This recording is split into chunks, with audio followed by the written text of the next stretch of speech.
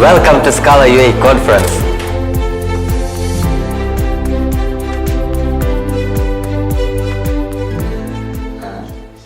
Hello everyone, I guess it is time to begin already.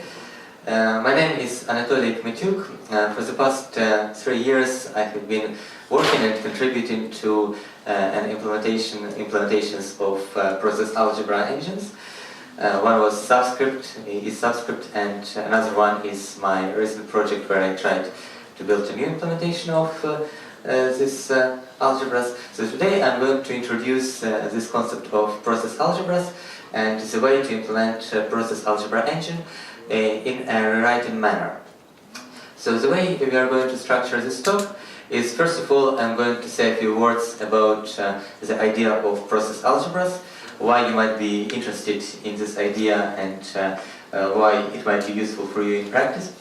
Then I'll have a few words about the approaches that we have used in practice to building process algebra engines.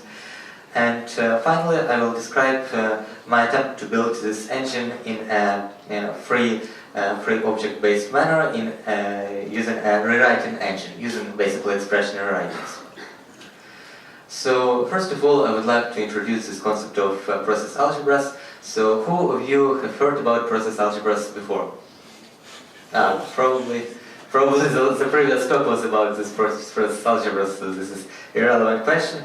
But I'll say a few words about them.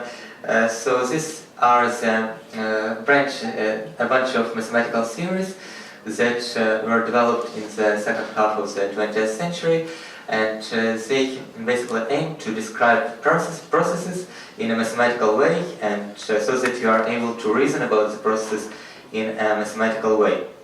So a few prominent examples is communicating sequential processes, or CSP, calculus of communicating systems, CCS, and finally algebra of communicating processes that I was focusing on, it is ACP. So I would like to introduce you ACP on a little example of its axioms. So here you can see that ACP tries to describe and reason about the processes in terms of mathematical expressions. These expressions are composed of operands and operators. ACP operands can be either processes or atomic actions. In fact, atomic actions constitute a process, so processes are composed of atomic actions. On the slide here, you can see axioms which define the operators of ACP. So letters X, Y, and Z are used to denote processes, so all these letters are processes. Next, plus is a choice operator, and it means that if you write X plus Y, it means that you want either X or Y to be executed. The way one of these processes is selected is not defined by the theory and is up to the programmer. In our current implementation, we will assume that the choice is made based on whichever process has started first. Another operator of ACP is dot or times operator, and it is a sequential operator. So if you write X times Y, it means that you want Y to happen after X. And these axioms define how these operators relate one to another. So first you have this commutativity of the choice, so it doesn't matter in which order you write the choice. It doesn't matter where you place parentheses when you are talking about the choice, so you have this associativity. X plus X equals X, so if you try to make a choice over the same element, you get the same element. And also you have this law regarding the distributivity of sequence over the choice, and finally an associativity of the sequence. Also there are a bunch of special operands in ACP, this 0 and 1, as you can see there. So 0 means deadlock, means a process that will never be able to terminate successfully. And 1 means a process that immediately terminates successfully. It is an immediate success without any side effects. And as you can see, there are a bunch of axioms that relate operators to this special operands. So why might you be interested in learning this theory? Why might it be useful in practice? So one of the best approaches that we have found in practice while working with this is the graphical user interfaces, graphical user applications. So it turns out that graphical user interfaces involve a lot of interaction with the user, and hence it is a good. There is a lot of choice. There is a lot of processes that happen in parallel, and hence it is a good way to describe them is to use some kind of process calculus. So first of all, let's have a look at what a traditional approach to building a typical graphical user interface application might be. So consider that you need an application that has 2 buttons and a text field, and you want button 1 to set the text field to some text "Hello World" when it is pressed, and button 2 is supposed to set the text field to some other text, something else. Further, we might add another constraint that you may only press once. You may not, after you have pressed the button, you cannot press neither this button nor any other button. So, in a traditional approach, you most probably will have an access to some kind of event system. So an event system is traditionally in the core of any graphical user interface framework, and what it does is it allows you to register callbacks that are called when certain events are executed. So on the slide you see the callback for the first button that will set the text field to the text "Hello World." So the very primitive implementation of a callback for some fictional event system, I'm not talking about any concrete framework here, just an example. The very primitive implementation of a callback is just a function from some kind of event type to unit. So it is just a function that works on an event and produces some side effect. Now, what these side effects will be? Well, first of all, it is, of course, we need to set the text of the text field to some text "Hello World", and next we need to satisfy our other conditions that the user may click only once. We need to deregister any other callbacks that we have registered. In our application, we have this first callback and also this second callback, so we will deregister them. And once we have these callbacks, we need to register them with the event system. Now, the problem here is that we have all this control logic that concerns callbacks, all these registers and deregisters. We need to manage them manually, but we would rather hide this control logic. What we really mean when writing this kind of code is that after we click on the button, we need some text to be set, or after we click another button, we need some other text to be set. So this is the problem of abstracting away the control logic of this registering and deregistering things. So here I have a better example, a live example of how it can be done with process algebras. So this is a Scala swing-based example. Above this line that is highlighted here is non-interesting stuff. It is just the setup of graphical user interface. And here we see the life cycle of the program defined in terms of algebra of communicating processes, or in the terms of ACP, the framework that I'm going to discuss. So the simplicity, so what actually happens here is that we have a choice between 2 sequences. And the first sequence contains, well, both sequences actually start with this primitive function called button, and it accepts a graphical user interface button. And what it does is it produces an atomic that succeeds whenever this button is clicked. So when we click the button 1, this atomic action will succeed.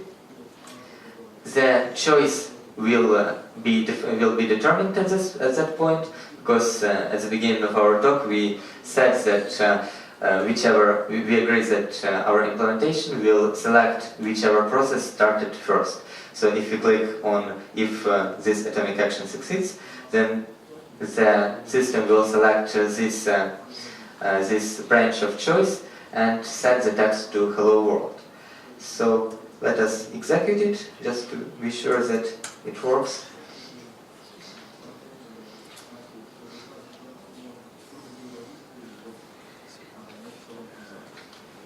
So here we have this text field, 2 buttons. We click first button, and the text is set to hello world, and we cannot click any other button. The same thing is when we click another button.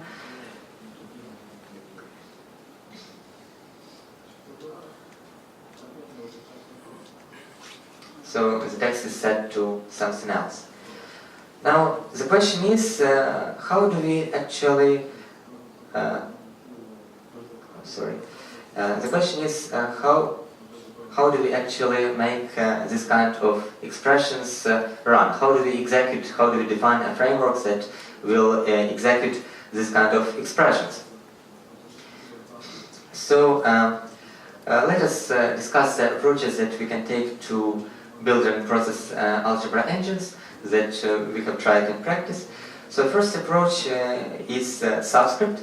It is a library I contributed to for about 3 years, and in essence it executes this kind of expressions as an actor model. So it represents this expression as a hierarchy of actors.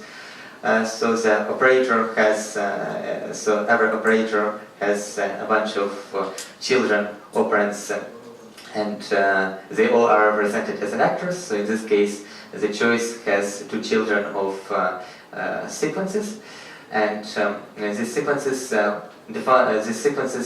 create only the first operand of this sequence. And the way it works, the way they coordinate their activity is of course by message passing. So for example, if we click the first button, the choice will eventually know that its right branch has started. It will exclude the left branch, and we will have on the next step this kind of actor hierarchy. And the sequence of course will continue with the next operand. Well, the problem with that implementation was that it is not really extensible, because in ACP, a very nice feature of ACP is that it also defines these parallelism operators, not only choice and not only sequence, also a bunch of parallelism operators. But it is capable to do so in terms of these 2 fundamental operators, choice and sequence. And in case of actors, you need to define the logic of every operand as an implementation of the actor individually. You cannot define an actor that responds to parallelism in terms of just sequence and choice. It did not work in our case. So since algebra of communicating processes is capable to do that, and is able to do that with the help of axioms, defining an operator in terms of other operators, more primitive operators, we probably need a similar model for our engine that executes such kind of expressions. And it can be described as a rewriting model. So whenever you have an expression, the idea is that you execute it by rewriting it to a more simplified expression. So here is a glance of what it may look like.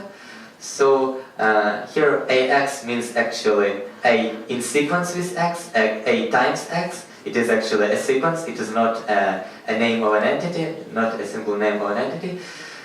So when we start with an initial expression of type kind of AX plus BY, So A is atomic action and X is some process that continues this atomic action, B is another atomic action and Y continues this atomic action. What we do is we try to evaluate A and B first. And whichever of these atomic actions evaluates first, possibly producing some side effects, that branch will be selected for further execution. In the next line, epsilon is the same as 1, a successful process, a process that succeeds without any side effects. So this is your typical state where A arrives after execution, after successful execution. So after A gets successfully executed, assume it is successfully executed, we can write it as epsilon, because all the side effects of A has already occurred, so you can just write epsilon there. So once we know that this atomic action has succeeded, we are able to rewrite the entire expression while substituting epsilon, or success, instead of A. Next, we know that once we have one branch of choice started, we can exclude another choice. This means that the second expression can be further rewritten to third expression. Means we exclude the right-hand side of the expression that failed to execute earlier than the left-hand side of the expression. And finally, since we know that epsilon does not produce any side effects, we can further simplify this epsilon away by writing just x.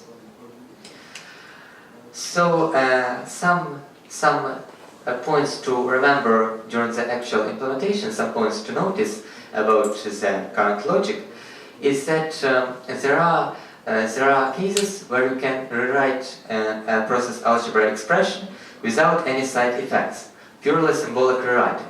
So in case, for example, if you have an expression of kind epsilon x, epsilon and then x, we can rewrite it just as just x, because we know that epsilon is just immediate success. It does not produce any side effect.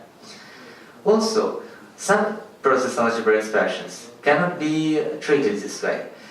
So, for example, if we have an expression of kind A and then x, where A is an atomic action and x is a process, then we can only rewrite this kind of expression only when we know whether what the result of evaluation of A will be. Either it is epsilon success or it is delta, deadlock. So in this kind of situations, we can continue our rewriting only after some side effects occurs. Next, so in order to evaluate AX, one first need to evaluate A. And once you have the result of A, you map the original expression so that you substitute the result of A instead of A itself. So I said A here not by chance. I said map not by chance, because if you represent the side effect that occurs in A as some kind of higher kinded type S, we will see in slides later, then the result of A may be represented as S of success or S of failure. And if S is a functor, you can actually map this S to get the within this map function you will be able to rewrite the tree as if you already have the result of A. So on this slide you can see that this kind of ideas give rise to two classes of rewriting rules. So here I have rewriting axioms and suspension axioms, but I guess a better name is rewriting rules and suspension rules, because they are not really axioms. So first of all, the weird syntax with square brackets and asterisk and normal brackets means actually a sequence of expressions under a certain operand. So if it is an asterisk under the brackets, it means that everything that goes inside the parentheses is united under the sequential composition. So For example, let us see the third case, this epsilon and then x. You can define a rewriting rule, a symbolic rewriting rule that rewrites this expression to just x. You eliminate epsilon that does not produce any side effects. Another principal class of rewriting rules are suspension rewriting rules, and they are used in the cases where you cannot do symbolic rewriting without any side effects. So this is an ad hoc syntax. It is an ad hoc formalization of this axiom. Whatever is over the bar means the expressions that we are rewriting, and whatever is below the bar means the maps that we actually need to run in order to evaluate the expression. So in this case, how you can read this is that whenever you have an atomic action followed sequentially by a process, you need to evaluate A. It will evaluate with some side effect S, and then you need to map the result of that S. You need to map that S and to substitute the result of the execution of S instead of A in the original expression, and you will get the rewriting the new tree that you will be working on. So here it is denoted by R. The result is denoted by R, and in practice it can be either epsilon success or delta, a deadlock failure. Next, let us have a look how these ideas are implemented in practice. And this implementation might be in particular interest also because it is inspired by the implementation of free monads. And in general, if you understand the implementation of a free monad and this kind of implementations, you are able to write your own implementations for generic cases where you express your computation as a structure, as a tree, graph, whatever structure you have in mind, and you have a need to collapse this structure, to evaluate this structure, producing some side effects in process. So previously in all the previous presentation, we were heavily dealing with the idea of rewriting expressions, but also with the idea of side effects. So it is only natural to represent our expression as a tree, because mathematical expressions are really naturally represented as trees. And since our side effects play such a great role for our ideas of rewriting rules, we also need to parameterize the tree with the type of the effects that can occur while evaluating this tree. Also, we have certain operands, certain subclasses of this tree, certain operands and operators represented as subclasses of this tree. First of all, let's have a look at this third and fourth operands, this sequence and choice, which really represent the already familiar idea of the sequential and choice composition of processes. So the way they are implemented is straightforward. They just have a list of trees that are supposed to be united under this operand of sequence or choice. Also note that we do not have binary operators, they are n-array operators. They work on lists, not on pairs, and this is a feature that is needed to give us operands that are able to control the execution flow of an application. So, for example, the last operand here is loop, and the idea behind this case class loop is that whenever it is included in a sequence, it loops the entire sequence. So it is much more convenient to do that when you have a list of sequence rather than a tree, a deep tree of operands united under this sequence. And also another thing to note is this case class suspend, and it is actually a representation of a case where we have an evaluation of a tree delayed by this functor s. So you cannot have the tree until some side effect s happens, and this might be the case. As you remember, in case of the suspension axioms, this right-hand side part of the arrow in the suspension axiom is actually a tree. This r colon colon x. It is an expression that we will be able to produce only after evaluating a, and when we evaluate a, we get s, a side effect. So precisely to represent this kind of situations, we need a suspended kind of execution s of tree of s, and we need a special case class for it, so that we are able to include that into our tree hierarchies that we will be building.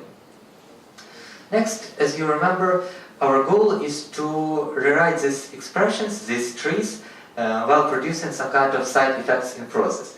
And as you also remember, we had two kinds of rules for rewriting these trees.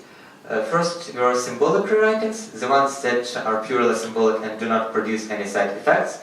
And the other ones were side effectful rewritings, the ones that give you a tree, but only after producing some kind of side effects. So here you can see how you can implement rewriting rules, symbolic rewriting rules, in Scala. First of all, it is a partial function, so not every tree can be rewritten. There are only a handful of special cases of trees that can be rewritten in that case.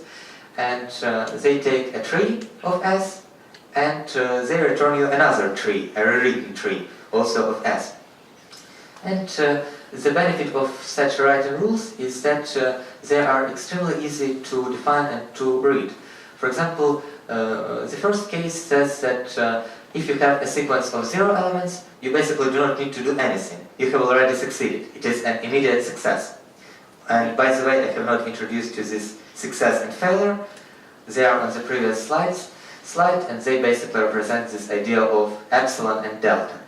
So, not hard concepts, the idea of immediate success and deadlock and failure. Next, you have a case which deals with flattening of sequences. So, pretty technical case. Whenever you have a nested sequence, you want to flatten it.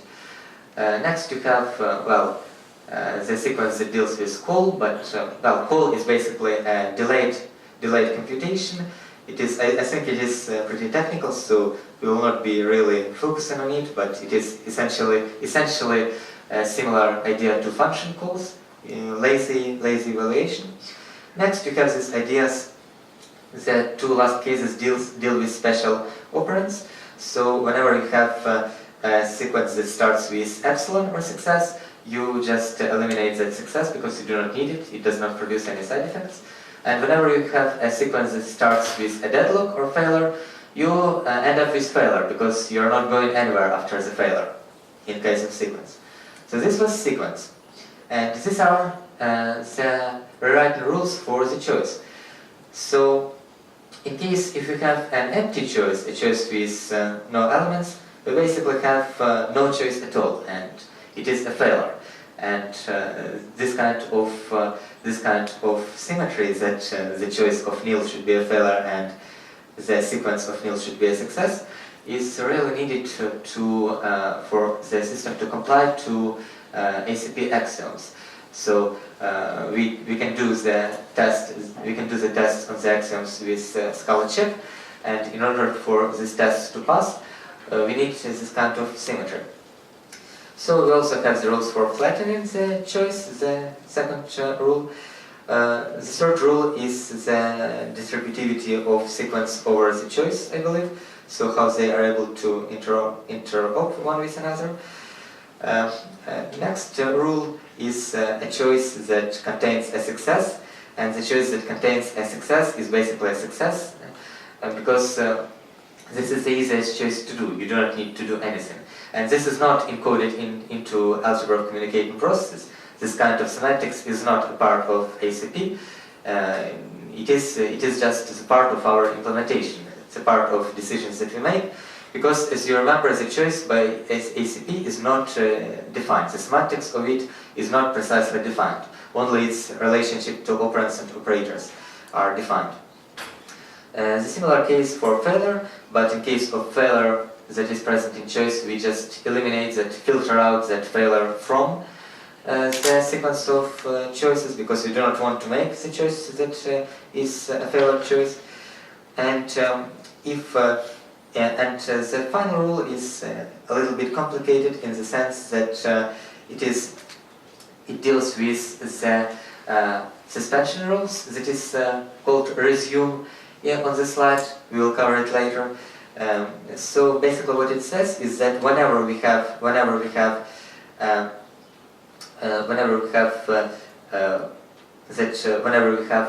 member of choice that you cannot execute yet, that does not comply to these suspension rules, this resumption functions that might produce you some side effects, do some real job.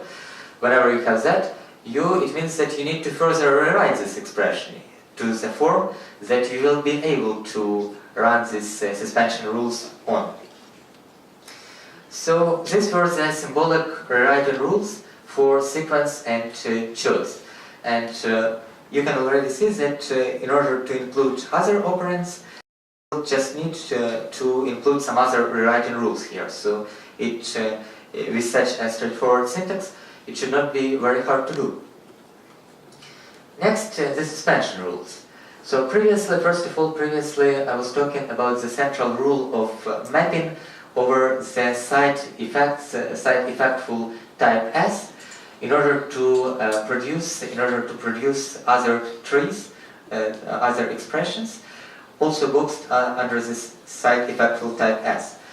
So the point here is that we need a functor for S, so that we are able to define what happens next after an atomic action evaluates to S of result, and what happens next if we are able to use this result. We only have 3 such rules for suspension. I call it resume here because it resumes the computation.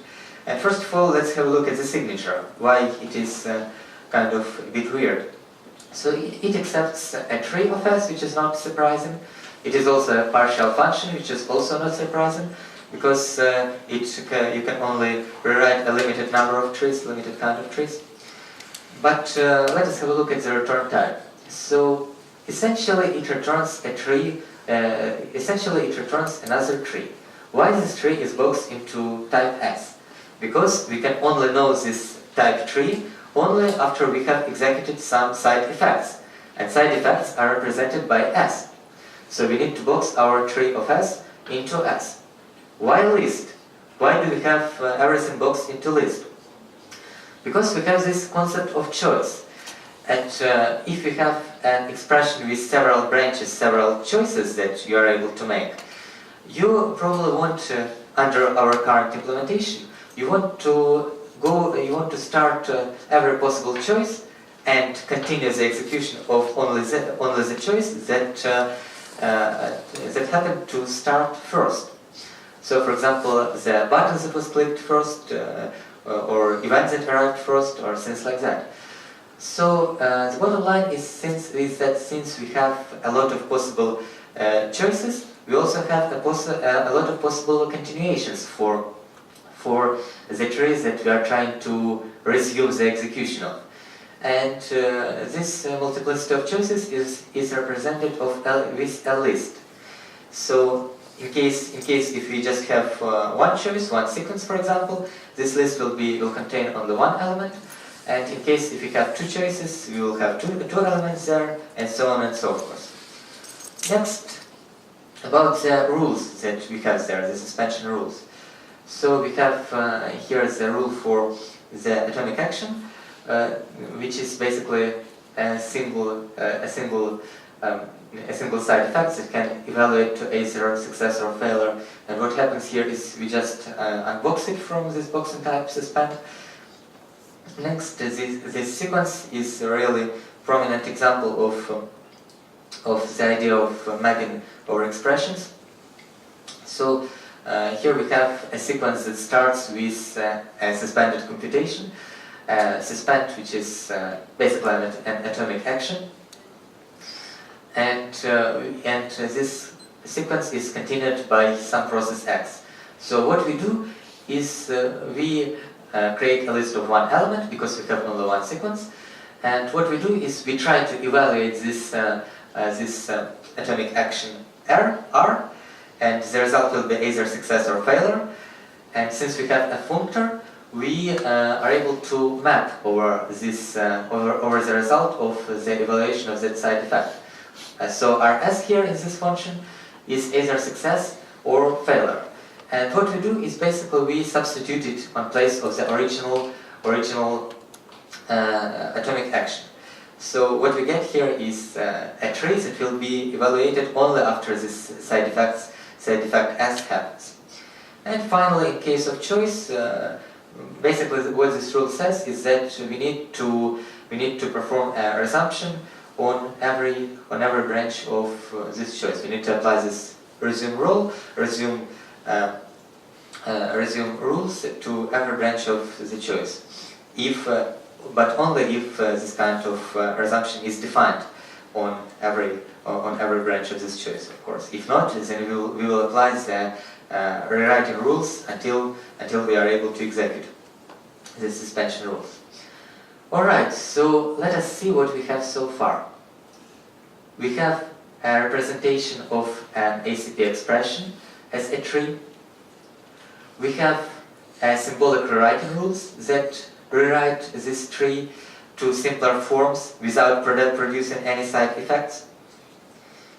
And we have suspension rules that are called resume here, that also rewrite a tree, but only after producing some side effect. Next, the execution part. Yes, it is a bit complicated, but I think we have the time to briefly have a look at what essentially happens over here. So in essence, what we need to do is that given an expression, we need to rewrite it until we are at the point when we can execute some side effect. Then we execute this side effect, and then we repeat the rewriting, the symbolic rewriting. And we perform these operations until we reduce the entire expression to either success or failure. So this entire tree gets collapsed to success or failure as a result, epsilon or delta, 1 or 0. So these two methods, run and run_m, they are defined on the trait tree. So you assume that we are working on this, and run is actually, for the time being, do not look at these implicit dependencies that it introduces. Look at the return type. The return type is the result, which is either success or failure, which is expected. And also look that it is implemented in terms of run_m. So we should understand run_m in order to understand how this run works. And run_m is a case, is an implementation of this kind of collapse of tree, evaluation of tree, specifically with free objects in mind. So the idea is that we might not know precisely against which backend we are going to execute our effects as. So for example, a button click may be a program that involves a button click. Button click is an event S. But we might want this program to work on Scala Swing, on Scala effects, maybe even on JS, and they will have different kinds of side effects. All of them will have different kinds of side effects, events, etc. So we will need a way to convert from effect S to effect some kind of effect G that is platform specific, while we are collapsing our tree, while we are evaluating this structure. So the way it is achieved is that we assume that the user knows a so-called natural transformation from S to G. And a natural transformation is basically a function that takes S of A and produces G of A. So it translates one effect into another effect. And this syntax is provided by cats. This syntax is tilde and greater than. And now let us briefly have a look what happens here. I guess I do not have the time to precisely explain what all these type classes do here. But essentially inside run M we have a loop which basically does what I earlier told. It applies the symbolic rewritings until we can perform an execution of a side effect. And once we have an execution of a side effect, it is executed using monad, and basically monad provides you with a function from A to F of A, and monad is a dual of a monad, so it provides you with a reverse function from F of A to A, so it essentially executes your side effects. Basically this is what happens inside this loop. So the first branch of this if statement deals with the case where you can apply the rewriting rules, and you apply it. And the second branch basically takes all the trees, or takes all the branches of the choice that we have in a list. It combines them using this monoid K of S, which happens to know which choice the program should follow, which branch of the choice it should follow. Then we use foldable of list to combine all this. We use foldable of list to combine everything with this monoid.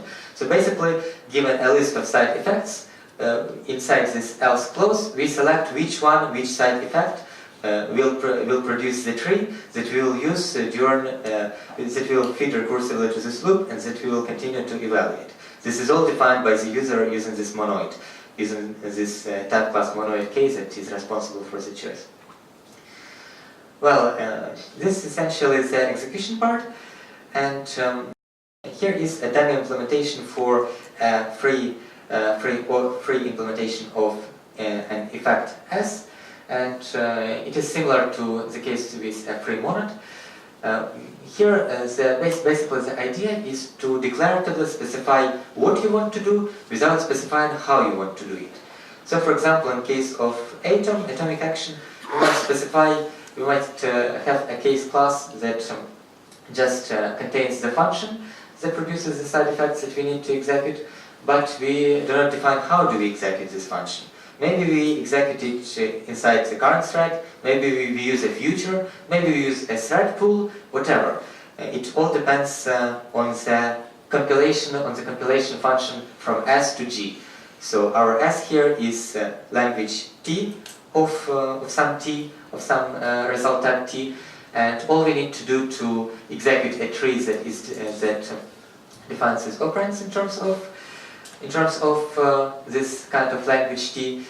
All we need to do is to define a transformation, a function from language T of A to a future of A, or to a task of A, or whichever effect, whichever evaluation logic you use.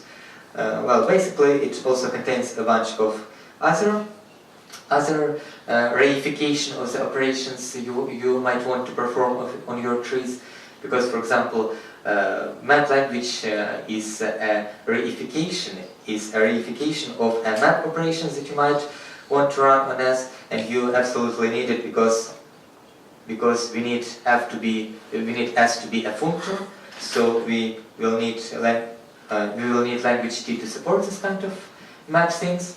And basically, it is this language T is the basic idea is that language T, a free implementation of S, is used to describe the projects, the effects that are supposed to happen inside the project, without actually defining how to execute these effects that are supposed to happen inside the project. And final part, the very final part of this framework, FreeACP, is a framework that is a function that allows you to generate actually these transformations from language to any kind of f, which happens to be well, either future or task or whatever you are executing your effects under. So the signature is complex, and I do not have the time to explain precisely what it means, but what you should focus on is this apply method, which basically defines a natural transformation from language T to some kind of functor F that happens to carry, that we happen to compile our project into. And the beauty of this solution, with this default compiler, is that we are able, if you look at the signature, we are able to compile our language T into any kind of F that happens to be a functor and suspended. And suspended is just an ad hoc type class that is defined just in scope of this FreeACP, and basically it is just a monadic point function that drives a type A under F, A to F of A, and basically represents an execution of A under F. So, for example, for a future, this suspension of any kind of action will be execution of this action under future. So the point is that whenever you have F that happens to be a functor and you know how to suspend a computation under it, you are able to compile your program written against language T into that functor. And this is a powerful idea because, for example, you might write a program once, for example, a graphical user interface application with all this free kind of S defined. And you can compile it under different backends without modifying it. So, for example, you might have a program that works with futures and with actors and with maybe Node.js if single-threaded nature of JS allows. The point is that you do not need to modify the program. You only need to modify this F. You need to modify this F and to define the type classes for F, the functor of F and the suspended for F. And you don't even need to implement this default compiler for F, how to execute the atomic action, map language, suspended language, because it is all defined once you have functor and suspended F. But actually we allow for composition of compilers, so you might have any other kind of effects except this atom, map language, suspended language. You might have, for example, button click or print to the console effects, and you will need to define a compiler for them, but there is a nice architecture for composing these compilers painlessly. Well, the current state of FreeACP. Currently, this kind of system supports sequence and choice, which are basic operators of ACP, in terms of which you can define all the other operators. So probably, I have not tried, but probably it will be the definition of parallelism operators will involve defining the rewriting and suspension rules of these operators that would rewrite an expression that contains this parallelism in terms of sequence and choice. This is actually our goal, but whether we will be able to do that, the time will show. Next, what I have already said, it is implemented against a free language of T, free S. So you can compile that under different backends, exactly the same program under different backends. It has some inherent limitations because since we are doing rewriting of trees here, this is essentially a modification of a structure. It is inherently centralized, and currently the world is moving to multi-threaded and concurrent environments. So it is not your akka, it will perform things in a centralized, though probably multi-threaded manner. Also there is a kind of front-end complexity that it comes from the rewriting nature of the expressions. The larger the expressions, the harder to rewrite it, the longer it takes. It is inspired by FreeMonad. If you open an implementation of FreeMonad in Cats, for example, or ScalaZ, you will also see these ideas of suspension rules and symbolic rewriting rules. In fact, this is where I got inspiration for FreeACP, just just basically did everything like Remonad did. You have here this the location of it on GitHub. It has two graphical user interfaces examples that you can run out of the box using SBT. And finally, it is also inspired by Subscript, the previous, not previous, but actor-based implementation of ACPs that I was talking earlier. And a couple of questions, if you let me. The first one, is there a possibility that during the calculation of some path, we could generate additional tree? Let's say A generates additional tree that is to be executed sequentially after that. In theory and in practice, how it works? You have here, as you can see, you have here this kind of rule for resumption and for the atomic action suspend. And normally it is a side effect that produces result, so success or failure. But as you can see, it is defined as S of tree of S. So in theory you can have there any tree you want. And in fact, if you look at the sequence implementation there, you also have a list where you, with a single item, where you map the result of R. The result is either success or failure to an original expression where this result is substituted in place of the original atomic action. So you get S of tree, which is not success or failure, which is a larger tree. So what you need to do there is just to box it under suspend, and you can use it in your trees, and it will work. So basically, it's possible to just generate the tree on the fly, and it should work this way. Well, I have not tried that, but in principle, the framework must have this capability. You are encouraged to try if you are interested, but in principle, it should. Okay, and another question. When we do the choice, the choice is determined, let's say we try one path until we reach success or failure. If we try failure, we try to reach another path, right? Not really. The choice, basically the choice in ACP says that you execute either one or another. You do not execute two in parallel until one of them encounters success or failure. So in current implementation, whichever starts first gets executed. The ones that start later, they basically don't have a chance to execute or to continue their execution in case of if there was any bug and they were managed to start. I'm just trying to understand at least some real-world scenarios. In the example with the UI, you're doing the choice based on the button that is pressed, right? Yeah. It can be considered some kind of constant, and based on this one, you do the choice, correct? Which is considered a constant, excuse me? Which button was pressed is considered to be a constant part of the expression. Actually, which button was pressed is not known till the runtime, until the user actually presses the button. So what happens here is that, for example, user presses button 1.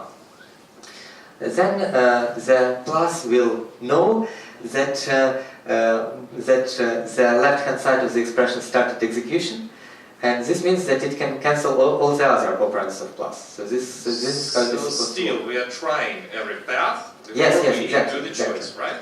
This is what I'm asking about. So we try each path until we reach failure or success. No, we try each path until we reach success. So here is a rule for this. So basically, here are the rules for the right rules for choice. If you look at the fourth rule, it says that maybe this is not a good example because the way the choice is made is done by monoids. This is not a good example. But the point is that we are trying the passes of the choice until the first success. So whenever the first success happens on the left or on any operand, it means that this operand can be executed. Failure means just that we should discard that operand that failed, and it basically no longer a choice and no longer an option for us. Yeah, and we do just the second branch then, right? Yes, in case if it doesn't fail. My question basically is the following. How do we determine if on the path until we reach success any side effects occurred, and it might be an issue? Yes, basically how the theory says to be implemented is that the processes, so for example, these concrete processes, they are composed of atomic actions. So button of button 1 is atomic action, set of hello world is atomic action, etc. And the success we are talking about that determines the choice is either button 1 or button 2 success. We do not wait until we reach the text of hello world, but we only need either button of button 1 or button of button 2. Of course, since we start them in parallel because we need to determine whichever happened and whichever happened first, of course, due to some bad implementation, some side effects might happen from all the operands there. So I guess a solution against this is just to define your atomic actions atomic enough so that they produce basically only one side effect, whatever this one side effect means. So in this case, for example, if you have button of button 1, you should only read the event of button click. You don't need to set any text or environmental variables or whatever else. It basically depends on the definition. Okay, so the question here. Basically, we can do the choice doing some sequence of, let's call it pure functions, okay? Which are atomic there. What you call atomic, I feel they are pure functions that do no side effects. No? No, not really, because, for example, button of button 1, it does have side effects that it reads the event from whatever this read means, and set of hello world, it also does have a side effect of setting this text, and the entire point is to orchestrate the order in which these side effects occur. So there is nothing pure at all about process algebra engines, and if you want to do them in a purely functional manner, make them a pure function. You basically the result of such a function will be an either with all the possible options of this thing, and if you introduce parallelism with single-threaded parallelism with processes being intervened one with another, basically you get exponential complexity of that tree of eithers, and it explodes on compound terms. So it is not really an option to do that in a purely functional manner. Yeah, the only thing that really bothers me while we are starting the implementation in parallel of several paths is we might encounter conflicting side effects. And is there something that can prevent us from executing conflicting side effects, like atomic operations, atom, that let's say print to console, whatever. If it occurs on both branches at the same time, we will have printed lines from two paths, and this is what is bothering me. It's kind of might get tricky. Yes, exactly. So it might be possible to define buttons so that it not only clicks the button, but also prints to command line. In this case, I guess the pattern is just to split this atom, and you just write it like this.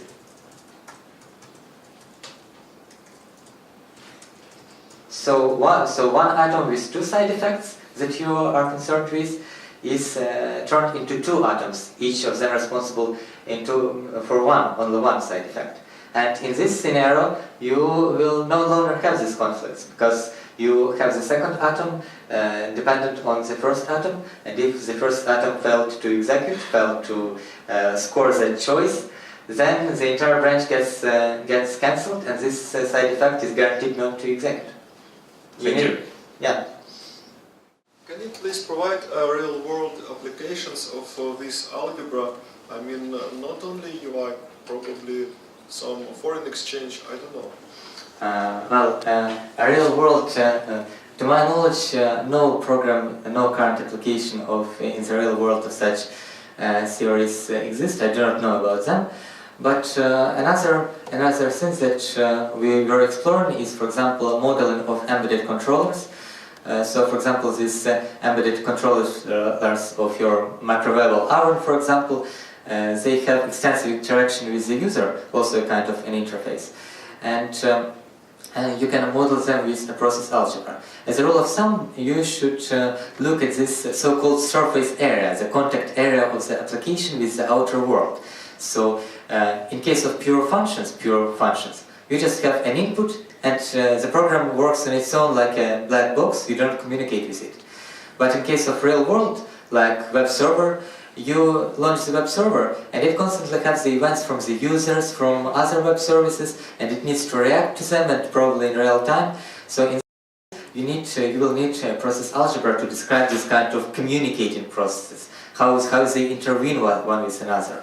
When do you read the event? When do you respond to an event? You don't have this problem with pure functions. And so these applications with large surface area, the contact area, might be the good use case. It is not my term, by the way. I read an article. I highly recommend an article by the author of Unison language. I don't remember who is the author, but I highly recommend this article by the author of the Unison language. Why does not Haskell rule the world if it is so good? If you Google it with Unison, you will probably find this article that is exploring these ideas of the surface area and the contact area of an application with the outer world.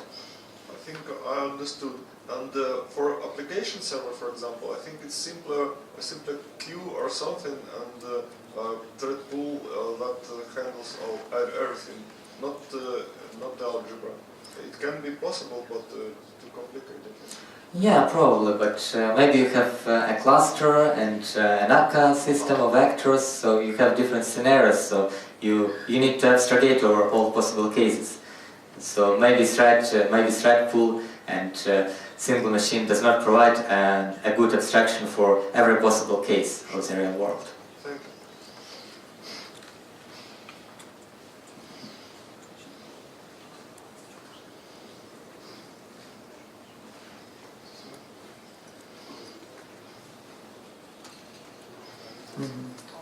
Okay, thank you then.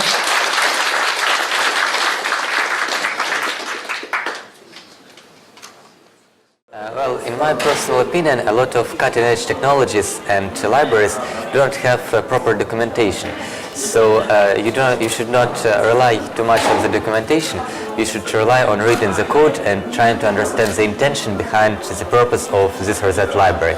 If you understand the intention, and if you are able to read the code and understand why it does some things this way or another, you will be able to understand the library.